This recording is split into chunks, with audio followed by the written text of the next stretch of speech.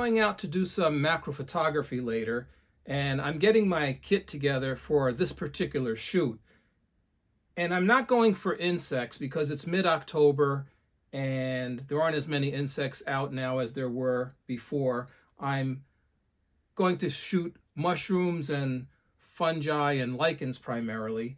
So what I take with me is going to vary considerably from what I would take on a shoot where I was going after living things that are moving. For example, I'm taking a tripod with me. I don't normally take a tripod because I shoot Micro Four Thirds cameras, primarily Olympus, and they have very good stabilization, just handheld. So I don't need a tripod for moving subjects like insects. However, when I want to get really close to something and be more comfortable and the subject is not moving like a mushroom, and I may want to do a focus stack or something, I'll bring a tripod. And I normally bring this tripod here. It's a very good tripod. I'll leave links to everything that I talk about in the description below. This one's made by Inarel, and I really like it because it has one great feature that comes in very, very handy for macro photography, and that's this center column with just the push of a button here will extend downwards like that. So the legs splay out completely flat, and then you can really micro adjust how this thing pivots, and you can get really close to your subjects, which I really like. And it's very easy. A lot of tripods do this, but none of them do it this easily. So this tripod is what I would bring with me today. But again, I don't normally bring a tripod when I'm shooting insects. All of my outdoor gear is stored in this bag. This bag is a Bezin Photo backpack. It's very good. It's expandable on the top, holds everything I need, but I don't usually take this out in the field with me. It's just for storage at home because I don't need everything that's in here. That's why I'm going through this now. What I do take with me is generally this pack here, which is a lot smaller, and it has a nice feature, a built-in stool. The pack does separate from the stool, but I can just sit comfortably while I'm photographing, because with macro photography, you're getting up and down a lot. You're laying low, you're down in the dirt. This just makes it a lot more comfortable. And again, this pack separates. Very handy item, very cool feature. When you're done with it, just wrap it up like this. And it's very comfortable on your back. I like it. And again, I don't always take this. Sometimes I want to go really light and I'll just bring a sling bag or something. It all depends on what I'm shooting. So when I said that all of my gear is in this, with the exception of the lenses, I keep my lenses in these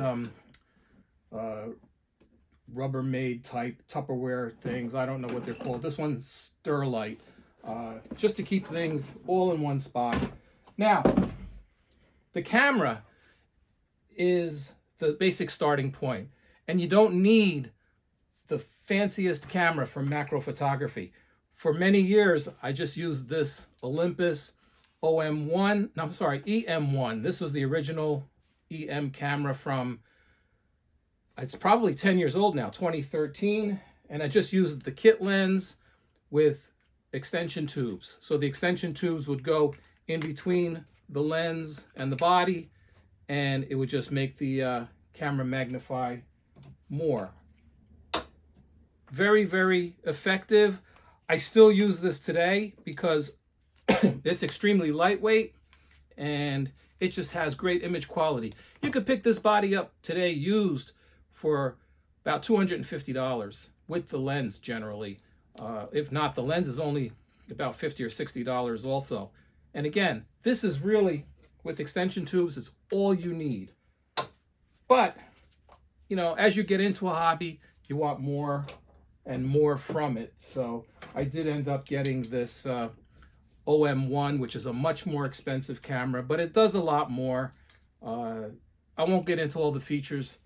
I won't go into any of these items, you know, in a lot of detail. I just want to show you what I'm using currently. Usually it's either this or this. You can also take really great macro photos with your phone if that's what you want to use. A lot of phones have macro lenses now, or you can buy attachments that go on each lens and you can do your macro with your phone. It's very, you know, easy to do if you want to do it. So anyway, this is the bag. Just going to open it up and show you what I use, what I'll be taking today, and what I'll be leaving behind. Again, with macro photography, the most important thing is light. You need a lot of light because you're working with really small things at really close distances, and it's very difficult to get enough light onto the subject.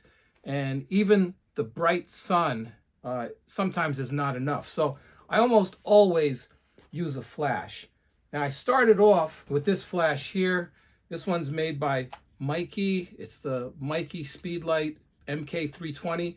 This is a wonderful flash, very reasonably priced. I got this to use with my EM1, still a very compact kit. I still use this today, but it has its limitations. Generally, when you're shooting moving subjects like a flitting bee or a butterfly or something, you know, they don't stay still, an ant, and you want to shoot a burst if possible. This way, at least you have an opportunity of getting one nice shot. And this flash can't keep up with a lot of fast burst, especially at higher power. So I bought this other flash. This is made by Godox. This is the TT350, which is a fantastic flash. This has an advantage also of being a remote flash. So you can purchase an additional remote trigger. This is the X2T. This will go on your camera, and then you can have your flash off camera. So you can put it on another tripod or just hand hold it, and you can set the flash off via the remote trigger, which is a really nice feature. The remote trigger itself works flawlessly once you get it configured to the camera. You have to get them to talk to each other, and that's not always intuitive with these flash triggers. So this particular one, there's a really great video out by my friend Roberto Di Donato in Australia, and I actually have to refer to his video once or twice a year whenever I want to make a change or put a different Godox flash on this. But yeah, I'll leave a link to his channel. Very good. He generally goes on photo walks with his dog Jerry. Very entertaining, nice guy.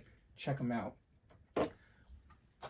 I also purchased an even stronger flash, which is this one right here. This is the Olympus, what is it, FT900, I believe, or FE900. I always, these model numbers, they're just baffling sometimes. But this is a really heavy-duty flash, which is specifically designed for Olympus cameras. Just about all manufacturers have their own designed flashes. This one is a tank. It's a beast of a flash. It has a really fast burst rate. It's weather sealed like the Olympus cameras are, or the OM cameras. Very, very good flash. It also has a light built in, so you can pre-focus on your subject, which comes in very handy if you're out in the woods and, you know, it's kind of dark. Really good. So yeah, as you can see, flash is very important. But again, you know, start off with something modest, like, good catch. Start off with something modest like this, or even a flashlight. I've used a flashlight. You know, some of these LED lights are so incredibly bright. They really illuminate the subject very, very well. And it's most likely you have one of these in your house already. So I'm not advocating that you guys go out and purchase all of these things. I've acquired these items over many years, so I'm just showing you what's out there. So I'll most likely take my OM1 today, which in fact I will take my OM1, with this lens right here, which is the new 90mm macro. This is a great lens, has image stabilization, it's weather sealed, and it has 2x magnification, which is very, very good. Most macro lenses have 1x magnification.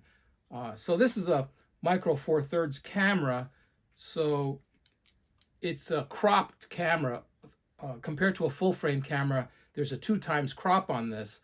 So you're actually, when you factor the crop in, getting like 4x magnification, because it's a 2x crop times the 2x magnification. So you get some very, very good close-up images with this. And it's also got automatic focusing, and it's just a great lens. It's a bit pricey, you know, it's about $1,400. This camera is about, I think it's retailing now for $2,100. So this is a pricey kit, but again, a kit less than $500 will suit you perfectly fine, as will your phone. Staying on the subject of light, I also have some of these Ulanzi LED lights, which are really good.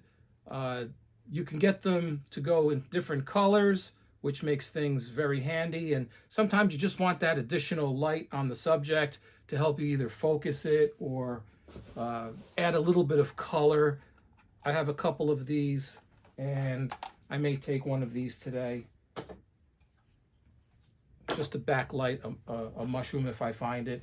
Sticking with the topic of light, you also need to have a diffuser. You can get one like this that goes in the front of the camera. It'll just go get attached to the front of the lens. Effie. Someone just walked by with a dog, so my dog does not like that. Or you can use the diffuser like this. All right, they're gone. You can use a diffuser like this, where you would just use it to blot out the sun. See how it gives a really nice, soft look. Because a lot of insects, for example, like a ladybug, is shiny, so you'll get these hot spots that you don't want. So you want to diffuse the light as much as you can. Shh, Effie. Okay, it's okay. This pouch contains batteries, because everything has batteries. Flashes need batteries. Your camera batteries. I usually bring some kind of a power bank with me as well, if I want to charge my camera batteries out in the field. And pardon me for a moment. Effie.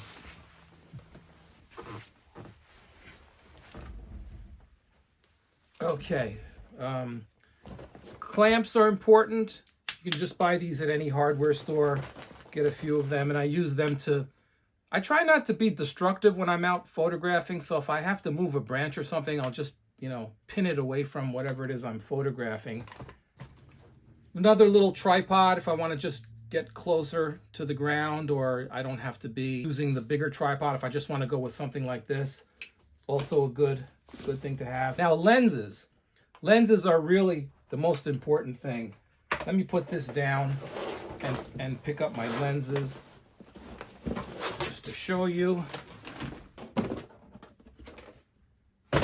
You've already seen this lens. This is becoming my new workhorse, but up until now, this has been my workhorse. This is the 60mm Olympus lens, Olympus macro lens. Fantastic lens. But I didn't start with this. My first macro lens was actually this one right here. This is the Panasonic Lumix. One advantage of shooting Micro Four Thirds cameras like Olympus and Panasonic is that the lenses are interchangeable. Not all of the features on each lens is available when you switch brands, but for the most part, they all work on each other's cameras. So I started with this, and this is a very good lens for its price, and It's 30 millimeters and it has extremely close focusing.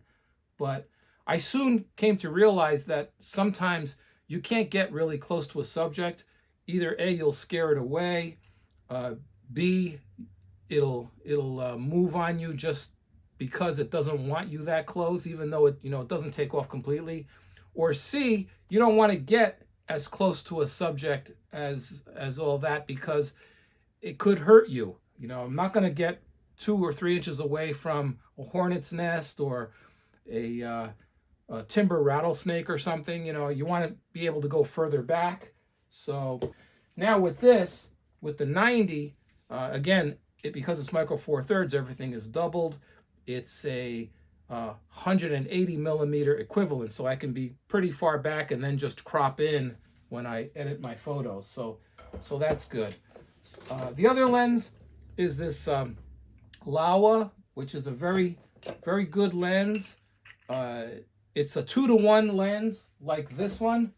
And I love these micro four thirds lenses because they're just so small.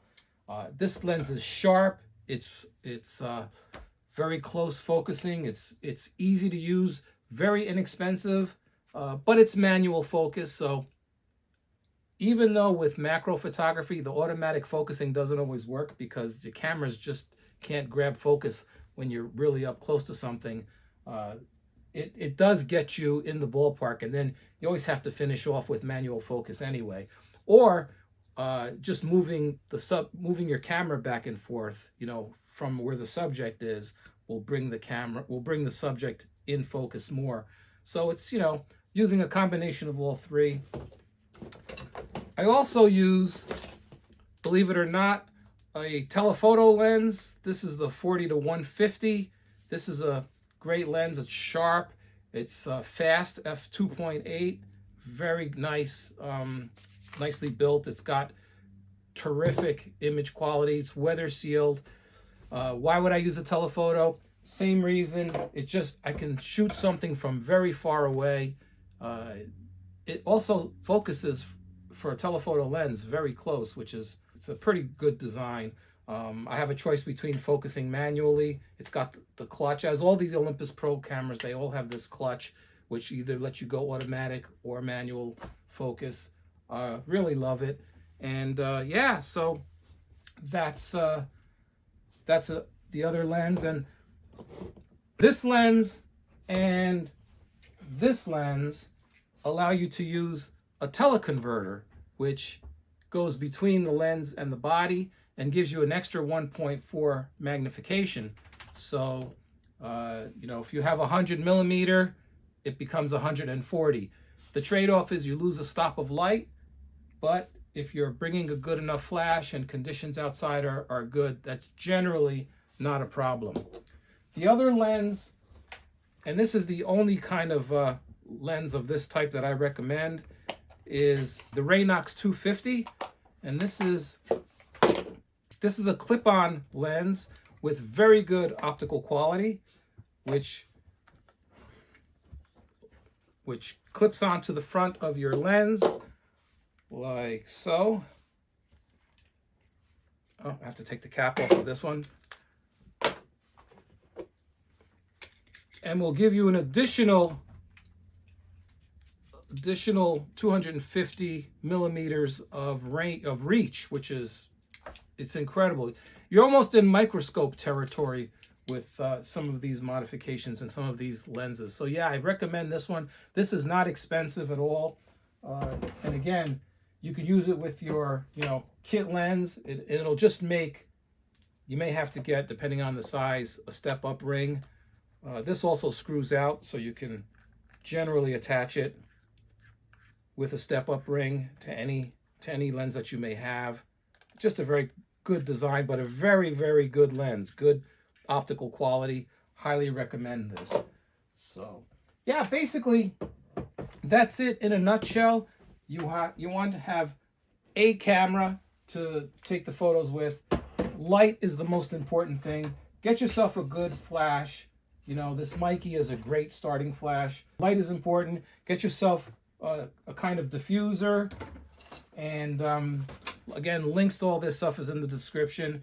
Obviously, if you're shooting with a Nikon or a Canon or any other manufacturer, Fuji, you're not going to be able to use the Olympus lenses. You're going to have to get the equivalent lenses for that particular camera system, but the principles remain the same. All right, that's it for now.